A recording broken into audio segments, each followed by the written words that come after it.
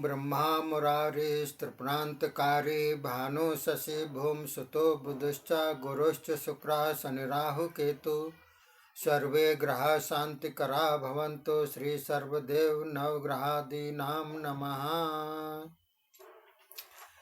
साथियों, किस्मत मेरी मुट्ठी में नामक वीडियो में आपका एक बार फिर से स्वागत है। आज 14 तारीख है, वसंत ऋतु है, जिसको जो है जितनी भी ऋतुएं होती हैं उन सबका इसको राजा कहा जाता है। ऋतुराज कहते हैं इसको, अर्थात बसंत ऋतु। ये जो बसंत ऋतु होती है ये बीच का मौसम होता है। सर्दी खत्म होने को है और गर्मी शुरू होने को है और ये बीच का मौसम है। इसमें सावधानी बरतनी बहुत ही आवश्यकता है, क्योंकि इसमें आदमी लापरवाह हो जाता है तो दुनिया भर की बीमारियां उसको खांसी जुखाम हरारत बुखार वगैरह घेर लेते हैं, क्योंकि ये संधि का समय होता है। वैसे तो बसंत ऋतु सुखदाई होती है सभी के लिए, लेकिन जो चीज़ सुखदाई होती है उसमें दुख भी छुपा रहता है, क्योंकि सुख और दुख का एक जोड़ा होता है। हर चीज़ का जोड़ा होता है, जैसे रात और दिन, स्त्री और पुरुष, इन सब का जोड़ा होता है, वैसे इसका भी सुख और दुख का जोड़ा है। तो ज़्यादा सुखी मत होइएगा, इसमें परिवर्तनशील मामला है, इसमें सावधानी अति बरतने की ज़रूरत है।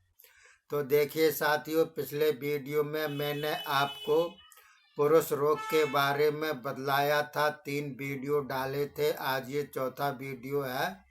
काफ़ी दिनों के बाद मैं इस वीडियो को डाल रहा हूँ। तो पुरुष रोग हो या स्त्री रोग हो, इसमें एक गुप्त रोग होता है। जैसा कि आप सभी को मालूम है कि गुप्त रोग का मतलब होता है गुप्त, यानी कि छिपा हुआ रोग, यानी कि ऐसा रोग जो कि आदमी बतलाने में शर्माता है। पहले तो कुटेव कर लेता है, बुरी संगत कर लेता है, बुरी लत डाल लेता है और फिर रोगग्रस्त हो जाता है। शुरू में तो उसको पता नहीं चलता है, वह झेल लेता है, लेकिन जब ज़्यादा बिगड़ जाता है तो फिर वह डॉक्टर के पास भागा भागा जाता है। माँ बाप को भी पता चल जाता है इस चीज़ का, तो फिर डॉक्टर मनमाने उससे पैसा वसूल करते हैं। तो देखिए साथियों, ये जो हमारी पुरानी पुस्तक है, इसमें ये आयुर्वेद की पुस्तक है। इसमें अंग्रेजी दवा का कोई भी लेश मात्र स्थान नहीं दिया गया है। जो कि प्राचीन वैद्य होते थे, वो आयुर्वेद यानी कि जड़ी बूटियों के द्वारा ही रोग का निदान करते थे। ये साइड इफ़ेक्ट नहीं करती है और ये जड़ से ख़त्म करती है। तो इसमें मेन चीज़ ये है कि आप इसमें परहेज़ रखिएगा। जिस चीज़ की मनाही की गई है उस चीज़ को मत करिएगा और इसको रेगुलर करिएगा। ये धीमी गति से तो काम करती है, लेकिन ये जड़ से समाप्त कर देती है। तो देखिए साथियों, चौथे अध्याय में मैंने आपको बतला रहा हूँ कि गुप्त रोग के बारे में ये पूरी जानकारी दी हुई है। तो देखिए, हस्त मैथुन जन्य नपुंसकता में लिंगेंद्रिय मशीन भीतर व बाहर दोनों तरफ बिगड़ जाती है, साथ ही वीरनाश भी हो जाता है। ऐसे रोगियों की चिकित्सा में इन तीनों बातों का ध्यान रखना चाहिए। और एक होता है गुदा मैथुन, जिसमें मूर्ख पुरुष अप्राकृतिक स्थान पर जबरदस्ती लिंग भीतर घुसाते हैं। तब लिंग में चोट रगड़ लगने से वीर एवं मूत्र नलिका का नाश हो जाता है, नसें ढीली हो जाती हैं और हस्त मैथुन में बताई गई सारी हानियां होती हैं। ऐसा व्यक्ति स्त्री के काम का नहीं रहता है।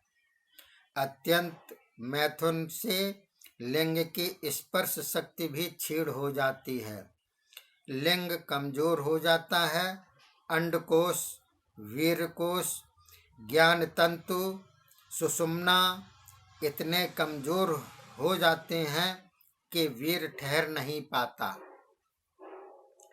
स्तंभन मिट जाता है, स्तंभन के मतलब रुकावट मिट जाता है। कितना ही ताकतवर हो, अति मैथुन से बेकाम नपुंसक हो जाएगा, यानी बेकाम भी हो जाएगा और नपुंसक भी हो जाएगा। प्रमेह जिरयान बहुत दिनों तक ला इलाज रहा जावे तो नामर्दी हो जाती है।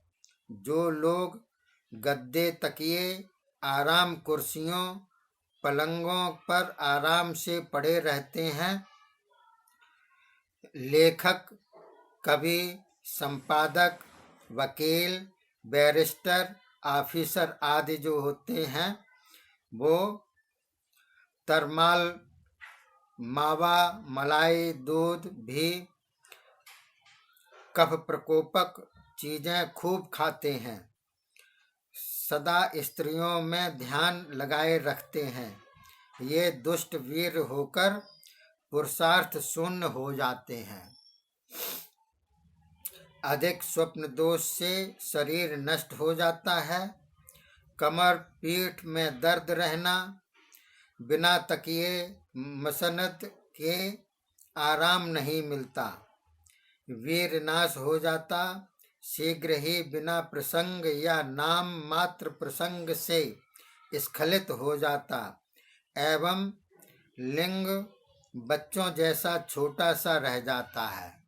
यानी कि जरा सा भी ध्यान जाएगा परलिंगी की तरफ, स्खलित हो जाएगा और धीरे धीरे इतना हो जाता है आदत में कि लिंग में छोटापन भी हो जाता है बच्चों की तरह।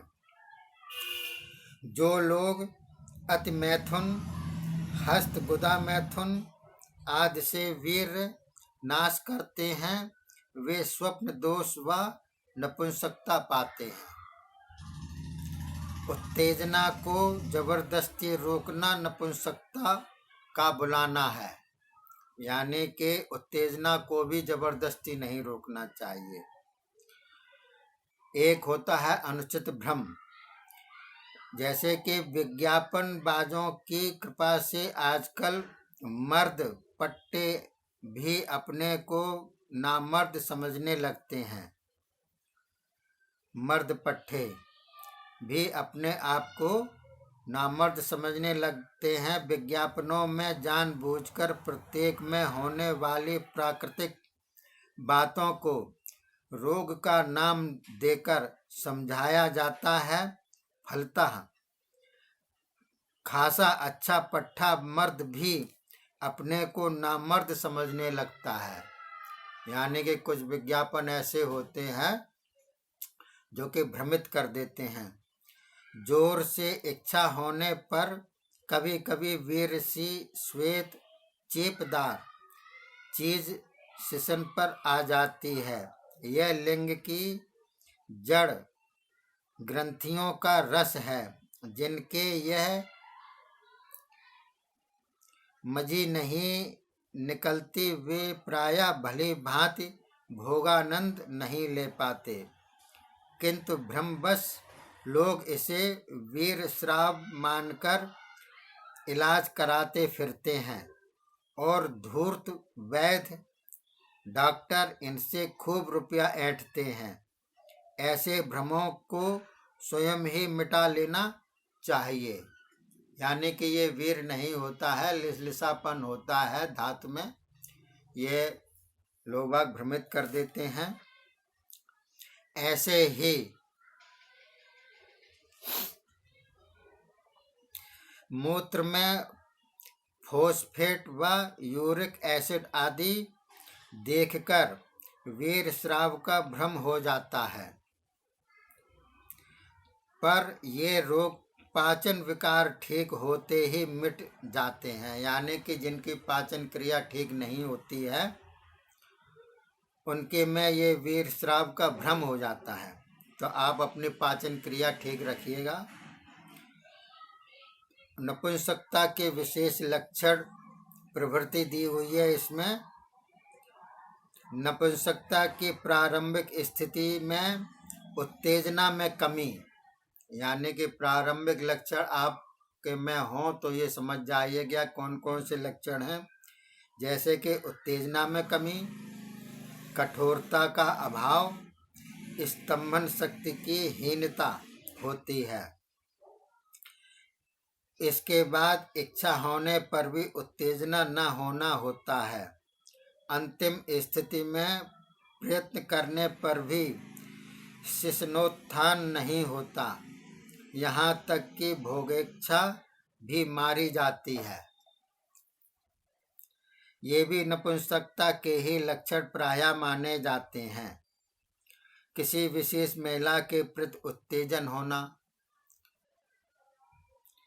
अंधकार या प्रकाश में ही उत्तेजना होना, विशेष वेशभूषा, विशेष आसन या किसी खास समय या खास स्थान पर ही उत्तेजना होना, वीर प्रातः होने पर आनंद अनुभव न होना, संभोग के बाद कमजोरी सी छा जाना, आलिंगन चुंबन आदि करते करते ही वीर क्षरण हो जाना, मूत्र की धारा छोटी पतली पास में जाना, पेशाब के आगे पीछे धातु जाना, प्रातः सोकर उठने पर थकान होना, मूत्र त्याग करने पर कपकपी सी आना,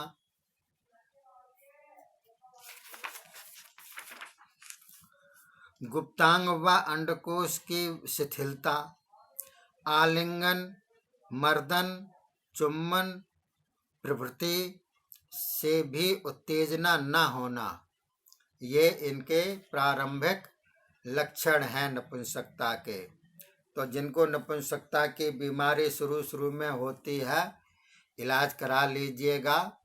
जैसा कि इसमें औषधियाँ लिखी हुई हैं आयुर्वेदिक। अधिक बीमारी बढ़ने पर फिर स्त्री भी दुत्कारती रहती है। इसके अलावा देखिए, हस्त मैथुन जन्य चिन्ह एवं हानियाँ इसमें दी गई हैं। जैसे घबराहट, उदासी, कमजोरी, दुबलापन, हृदय की धड़कन, भय, वीर स्रावादि होते हैं। शिशिन की त्वचा पतली पड़ जाती है एवं स्पर्शानुभवहीन हो जाती है। सुपारी पर दाने से हो जाते एवं मूत्र नली में दाह व शोथ हो जाते हैं। गुप्तांग ढीला सा, नीली नसों वाला, जहाँ दबाव ज़्यादा पड़ा होता है वहाँ पतला, जड़ में भी पतला, बेडोल सा हो जाता है। रोगी कई बार मूत्र विसर्जन करता है, उसके मल मूत्र त्याग में आगे पीछे वीर स्राव होता है। प्रायः मूत्र कृच्छ भी हो जाता है और आगे विक्षिप्तता होती एवं संतान बदसूरत, अयोग्य, कमजोर होती है। यानी कि संतान पर भी इसका बुरा प्रभाव पड़ता है जो संतानोत्पत्ति होती है। हृदय दौर्बल्य, शुक्रतारल्य, ओजनास, नीची आँखें, उन्माद, मूर्छा, सिरदर्द होते हैं। यकृत, अंडकोश, वृक्क, मूत्राशय बिगड़ जाते हैं। भूख नष्ट हो जाती व रक्ताल्पता, पांडुता घेर लेते हैं, यानी कि पीलिया भी होने का डर है। शरीर कांपता एवं वीर में रक्त आने लगता है। सुषुम्ना का बाजीकरण केंद्र जो कट स्थान में होता है शिथिल पड़ जाता है, अतः कमर दर्द सदा बना रहता है। आंतें खराब हो जाने से आंत व आमाशय बिगड़ जाते हैं। वहाँ शूल एवं कब्ज घर कर लेते हैं। मस्तिष्क में खराबी होने पर जुकाम, सिर दर्द, नेत्र रोग, बाल झड़ना या सफ़ेद होना, दांत, नाक, कानों की कमजोरी, मृगी, भ्रम प्रभृति होंगे। इसी प्रकार यदि मूत्राशय बिगड़ जाएगा तो बहुमूत्र यानी कि बार बार मूत्राना, मधुमेह, वृक्कों में सूजन व दर्द होंगे। यकृत विकृत होने पर खून की कमी, बवासीर, पीलिया, जलंधर प्रभृति रोग घेर लेंगे। ऐसे रोगी प्रारंभ में सुकृतारलम, बाद में शीघ्र पतन और फिर स्वप्न दोष के शिकार हो जाते हैं। तो देखिए साथियों, इसमें बहुत कुछ बतला दिया है मैंने इस एपिसोड में। आगे का एपिसोड आप इंतज़ार करिएगा। और अगर इस प्रकार के कोई रोग हों तो उनको आप ध्यान रखिएगा। अपने यार मित्रों को अगर इस प्रकार का कोई हो तो उसको भी सावधान करिएगा। अगले वीडियो का इंतज़ार करिएगा। तब तक के लिए धन्यवाद। जय हिंद, जय भारत।